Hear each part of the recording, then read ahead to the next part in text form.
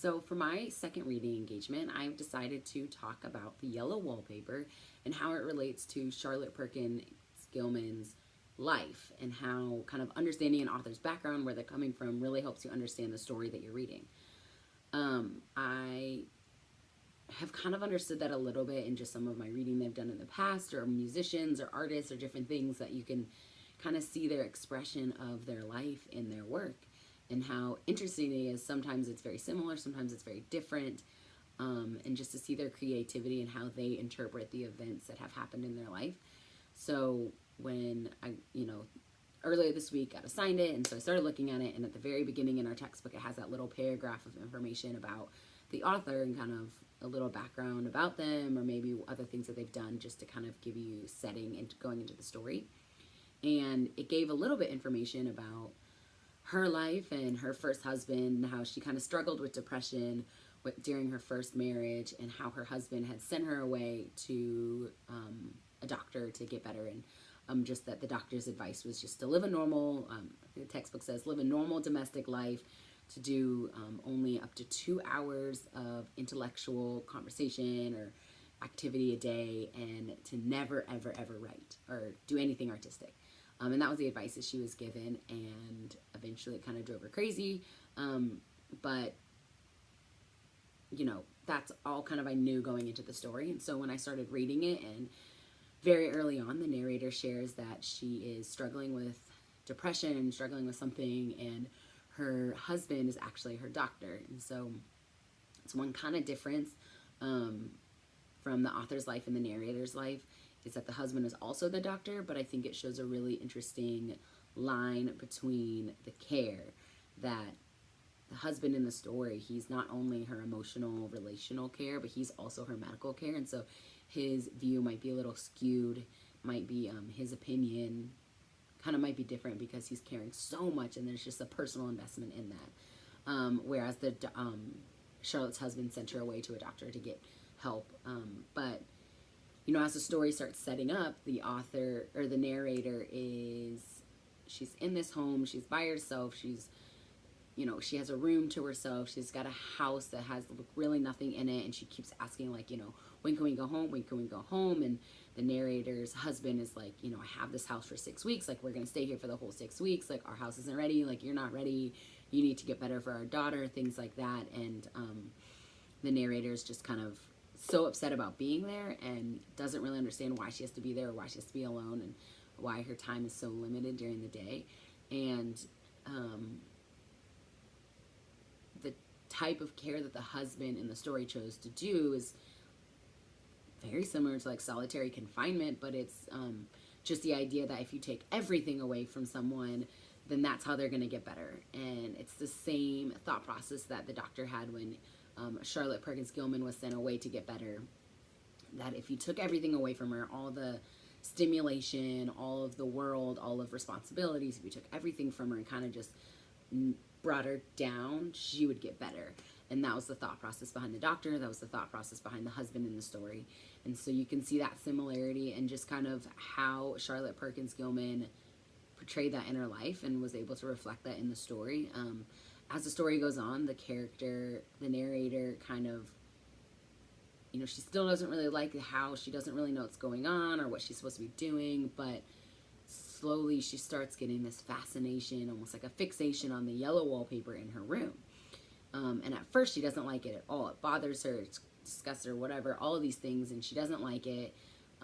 But the more she looks at it, the more she starts noticing things. So, she's alone, she's by herself, she sleeps by herself at night, she doesn't, she's sleeping and the lights go out, and all of a sudden she starts seeing the wallpaper start moving. She sees patterns in it, and it looks like it's moving to her, and she looks away, turns on the lights, and it's not moving anymore. And so she's kind of like, what? And so she starts getting this fixation on this wallpaper, and kind of keeps it a secret from the narrator's husband's sister, I believe, who is kind of the housekeeper, caregiver of the narrator. And so she starts getting this fixation on this wallpaper, and it's, as the story progresses, and her fixation causes her to be calmer around people, which her husband mistakenly thinks, oh, she's getting better. Like, we're almost good. Like, the time here is almost up. Like, she's getting better. She's getting better. But really what's happening is that at night, she waits until everyone is asleep and she's by herself at night until she starts looking at this. She's watching the patterns. And then all of a sudden she starts seeing a woman in there. And then it looks like the woman is trapped in there and trying to get out. And there's bars and she's in this, like, jail and just all these things. And now the narrator is set on freeing the woman. She's set on doing it. She's set on getting rid of the wallpaper, getting her out of there, and it drives her insane to the point where she's ripping the wallpaper off. She's eating it. She's just going crazy and just destroying the room. And at the very end of the story, it was this loneliness that in her being stuck by herself that drove her to insanity. And she rips everything apart, destroys the room. The husband walks in, sees it, faints. And I love at the end how the author makes a point to write out, like, she had to crawl over the husband to get around the room.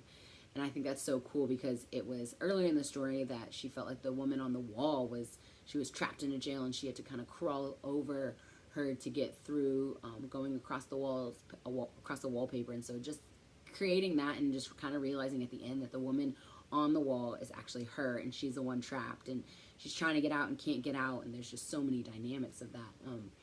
And so you can see a lot of those similarities in how when Charlotte Perkins Gilman was sent away to get better, the doctor also suggested the same thing, to put her by herself, and ultimately it was the loneliness and the like solitary confinement that drove Charlotte that made her even worse, that was not helping her. And unlike in the story, Charlotte was able to get out of that. You know, she divorced her husband, she met her second husband, she was able to get some real help and actually have a loving, caring relationship. And it showed the difference in that she was able to get to a place where she was healthy and was able to be in society and with people and writing and expressing herself, only because she was able to get out of that first marriage and find, like, true care and love.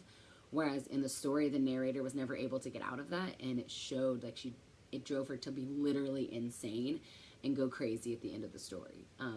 I think one other thing that was really interesting to learn about the author's life and how it related to the story was the fact that the doctor told Charlotte, like, you know, don't ever do anything artistic. Don't write, don't paint, don't read, like, don't do anything basically that you like to do. Don't express yourself in that way. And that was one of the things that she had to do when she was sent away to get better. And it's similar advice that the narrator's husband in the story gave the narrator. He said, you know, don't write. And so she realizes that the only way to get her thoughts out and to kind of express how she's feeling and figure it all out is to write. And so she's keeping a secret journal in her room and she hides that from her husband. And I think that's so interesting to see the dynamics that, you know, the doctor in Charlotte's life told her, don't write, but yet this incredible short story came out of that time where she's able to reflect and somehow interpret her life experiences into this short story. And it's made a huge effect and just shows a lot of that relationship dynamic between an author's life and what the works that they can produce because of that. And I think it's interesting that in the story she chose to add that in, that, you know, the doctor's advice is not to write. And it's kind of funny to see that, like, as she's writing about her life through the story, it's writing that got her out of that. It's writing that helped her, like, kind of figure out what was going on in her head and figure out kind of what she was experiencing and the emotions she was having. And so overall, I think it was very interesting to understand the author's life. I feel like I understood the story a lot better because I understood the author's life and was able to look, after I read the story, look more into her life and just see more and more similarities. But instead of just seeing the story as kind of like a creepy, dark, depressing story, was able to see it as beauty and art because I was able to understand that it was the art, it was the author's reflection and interpretation and explanation of her own life that she was portraying out in this short story. And so I think that was really great, and I think that it proves how important it is to understand the background of a story, to understand the setting of the time or the author's life or whatever the influence for the story is, to help you really understand the full realm of what the story is about and what it's trying to portray.